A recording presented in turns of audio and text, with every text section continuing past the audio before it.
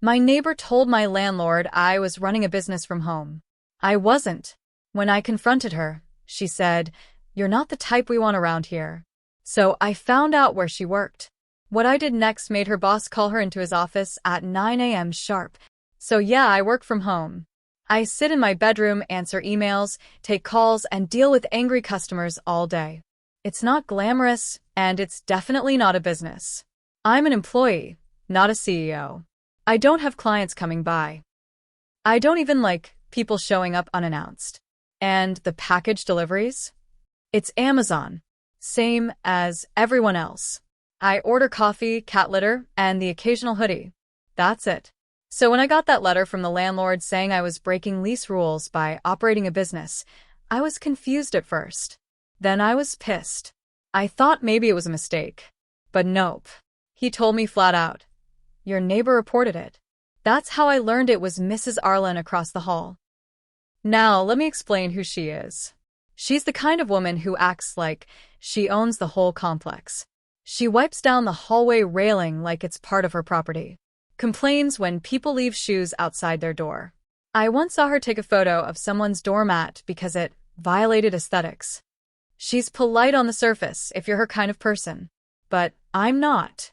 I'm quiet, I keep to myself, and I don't fit into whatever mold she thinks belongs here. I knocked on her door to talk, thinking maybe I could clear things up. Maybe it was a misunderstanding. She looked at me like I'd just stepped in something. When I asked her why she said I was running a business, she just said, "Yes, I did." No hesitation. I told her I work from home. Not that it's her business. She looked me dead in the eye and said, "You're not the type we want around here." That sentence hit different. I said, "Excuse me?" She said nothing.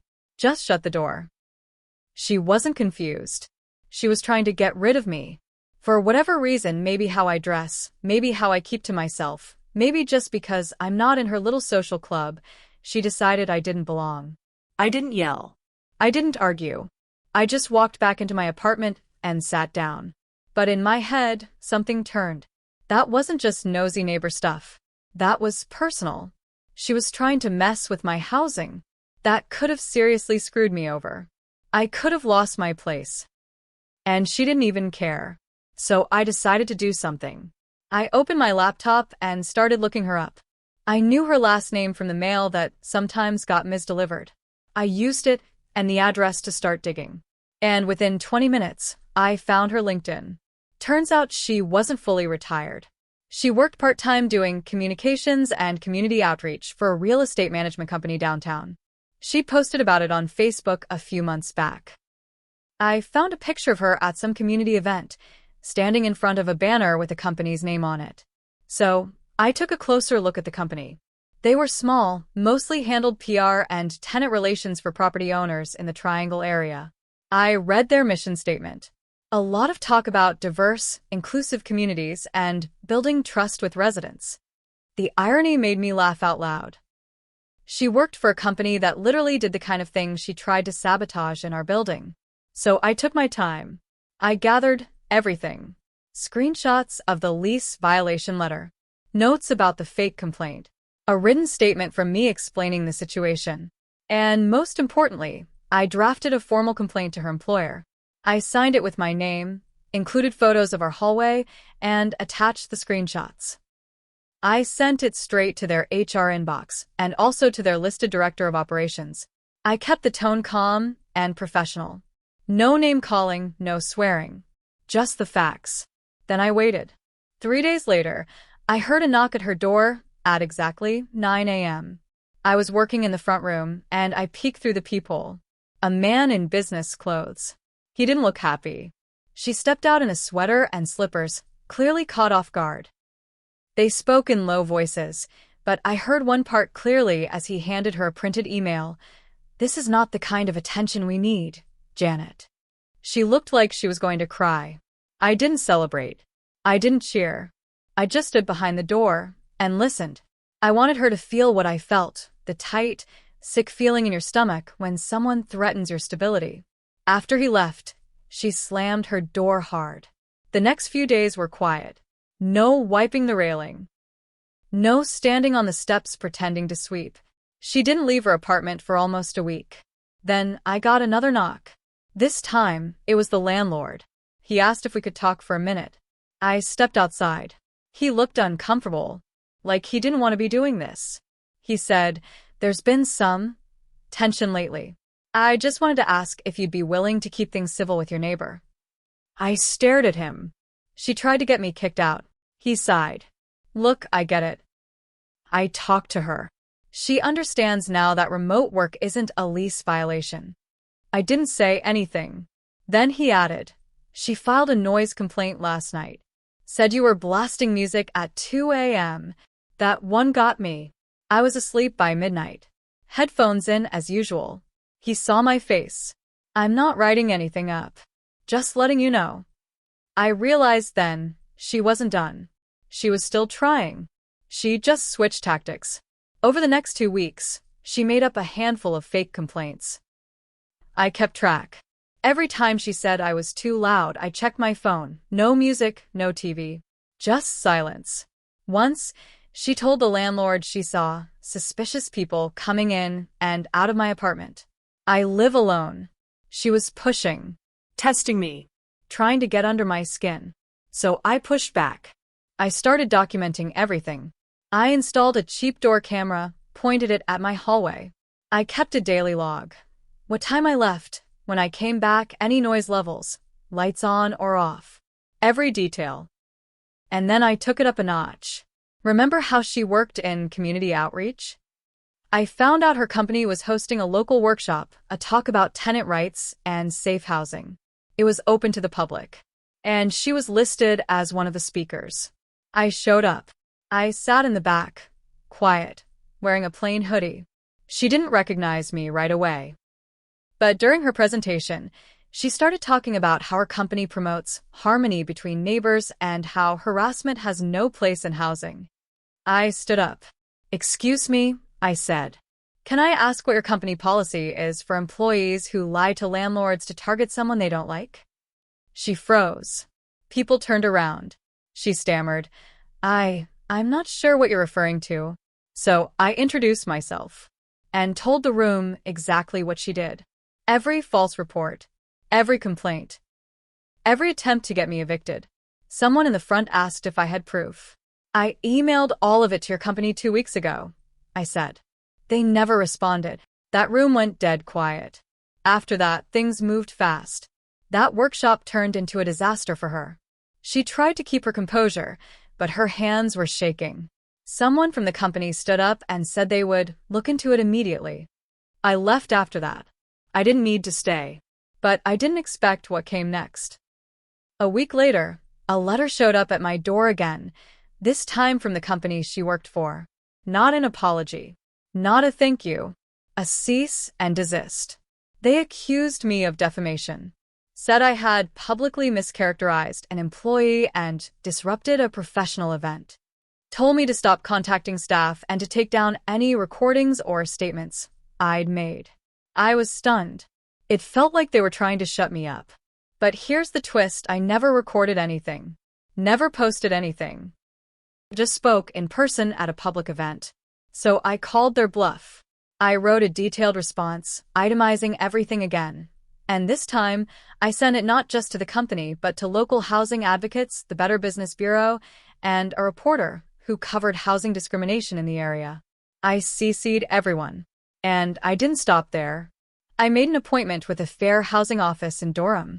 Took all my documentation, the fake complaints, the retaliation, the cease and desist. Everything. The man who spoke with me didn't say much, but his face told me he took it seriously. I don't know if she saw it coming, but the pressure started to show. 2 weeks later, I saw her on the stairs. First time in days.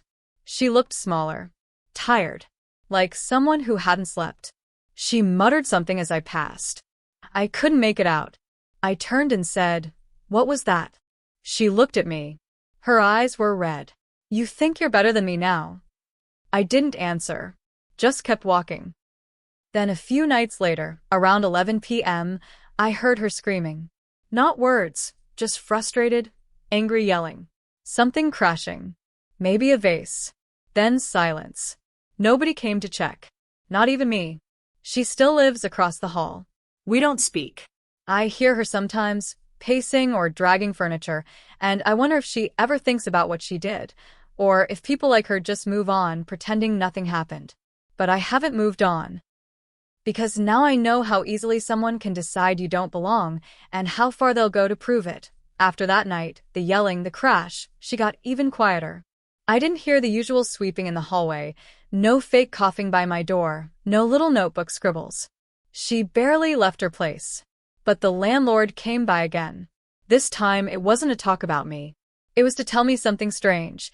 Someone had left an anonymous tip that I was harassing her. Said I'd been following her, damaging property, and threatening behavior. All of it complete nonsense.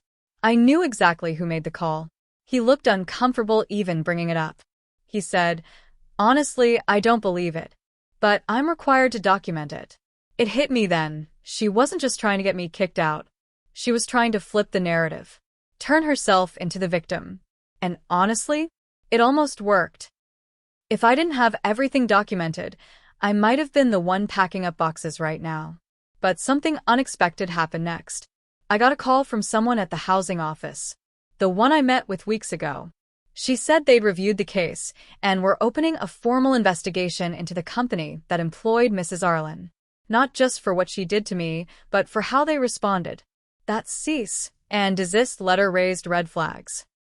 They want to know how many other complaints like this had been ignored or buried. And it didn't stop there. A tenant from another building, same management company, messaged me.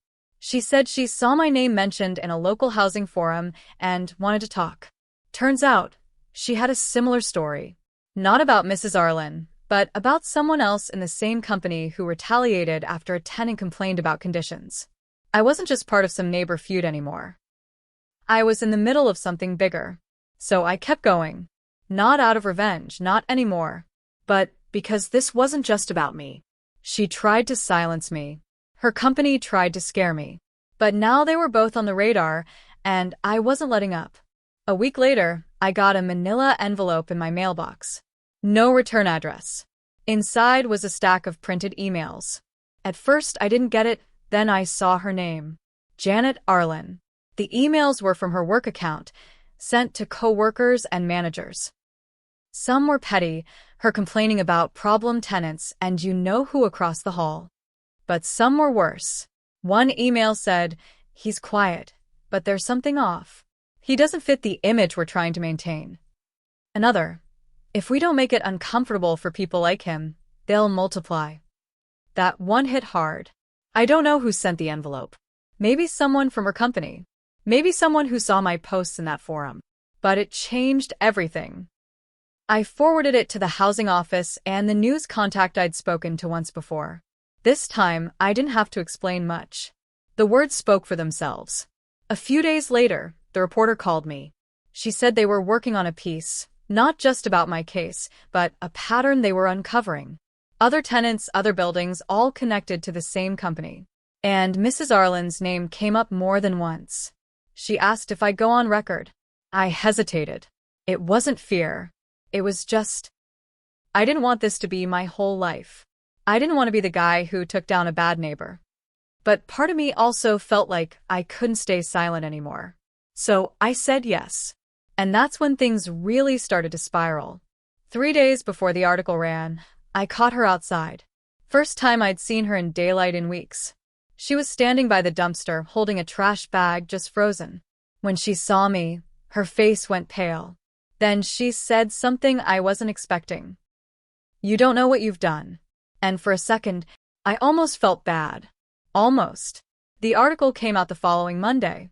Front page of the local news site. Headline: Tenant harassment claims spark investigation into real estate company's conduct. My name was in it. So was hers. They quoted her emails, the printed ones from that envelope. The article didn't hold back. It laid out the pattern. Multiple tenants, different buildings, same playbook. Subtle pressure, false complaints, retaliation when people pushed back. There were 2 photos. One of the company's office, and one of her, taken from that community event she spoke at. I thought it would feel good, seeing it all out there. But it didn't.